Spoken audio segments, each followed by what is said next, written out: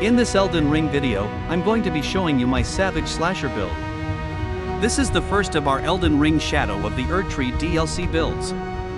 This build focuses on using the Great Katana, which is one of the new weapons, and a new Ash of War called Savage Lion's Claw. Great Katanas were one of the most popular weapon groups in our poll, so I wanted to start with this one.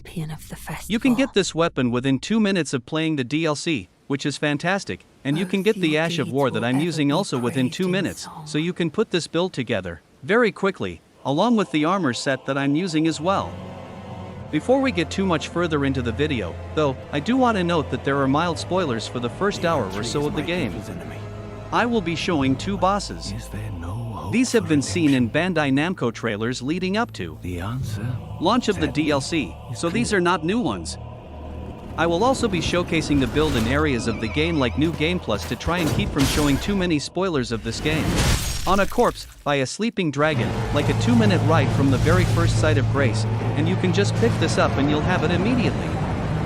Now, this weapon requires a little bit of strength and some dexterity in order to use, and has a moveset that's somewhere between sword and a katana. It's much longer than a katana, and it has probably a little bit more stance damage than a katana in general.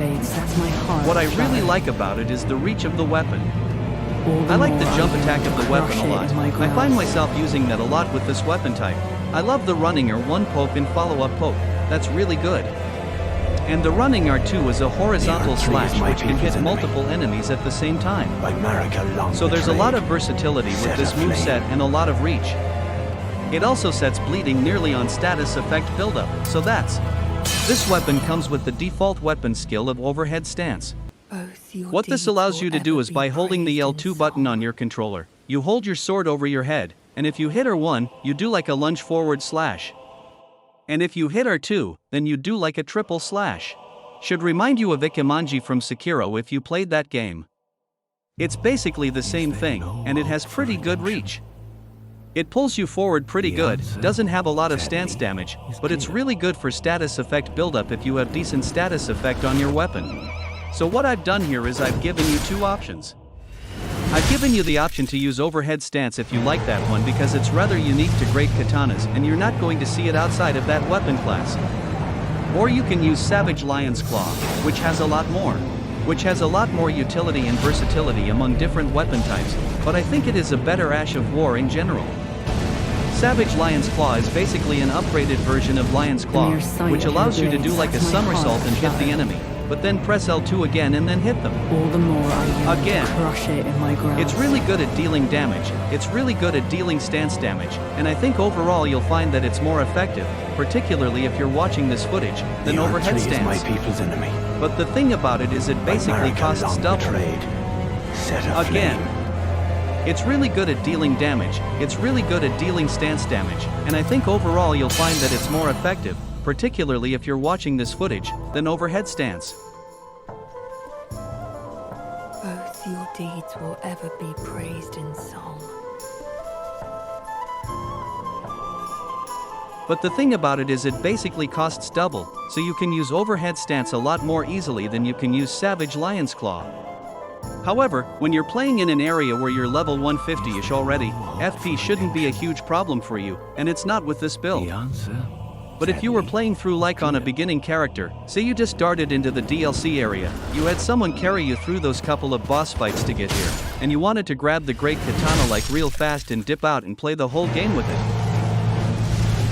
I think overhead stance would be a lot better in terms of FP management earlier on in the game.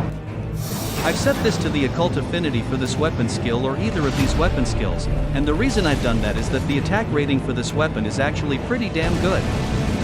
It's probably only 30 to 40 attack rating less than the dexterity scaling of this weapon if you went keen, but your blood loss buildup is basically double what it is by default. So you're going to get a lot more bleed triggers going the occult route, so I highly recommend this weapon type.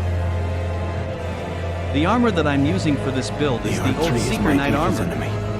I really love the look and style of this armor. It has kind of a classic Demon's Souls look in my opinion. The major upside is that it has pretty good protection. You can get it very, very early. The downside of this armor is that it doesn't have 51 poise, it has 42.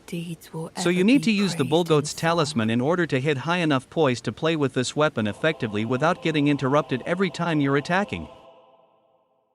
So there is that downside. You could sub out a piece here and there, but really what armor set you use doesn't really matter as long as you're hitting that 51 poise. If you were min-maxing, as always, you would have an armor set that's got at least 51 poise. So you can pull the Bullgoat's talisman out and put something else in. For talismans, we have Shard of Alexander to increase either overhead stance damage or Savage Lion's Claw damage. Either one, you're going to use them both a lot with this build, so you want to increase their damage. I also have Rotten Winged Sword insignia here in order to increase the damage we do with successive hits. This works really well for Savage Lion's Claw and for overhead stance because you hit rapidly with them. We don't use Millicent's prosthesis here because we're not using the Keen Infusion. We don't use Millicent's prosthesis here because we're not using the Keen Infusion, we're going arcane. But if you were playing this on a Keen setup, Millicent's prosthesis could get you 5 dexterity as well, so that might be a good one if you went that route. I also have the Dragon Crest Great Shield Talisman for this build. I feel like this is probably one of the most must-have talismans for the DLC simply because enemies hit like a truck at the beginning of the game before you have a lot of Erdtree fragments. There are a lot of early game Erdtree fragments that you should definitely pick up. You can get to about +4 or +5 on your Erdtree fragment buffs before you get to the first major boss of the first Legacy dungeon, so you definitely want to go and pick those up. I'll show you some locations in this video where you can get some. You definitely want to be able to survive their hits.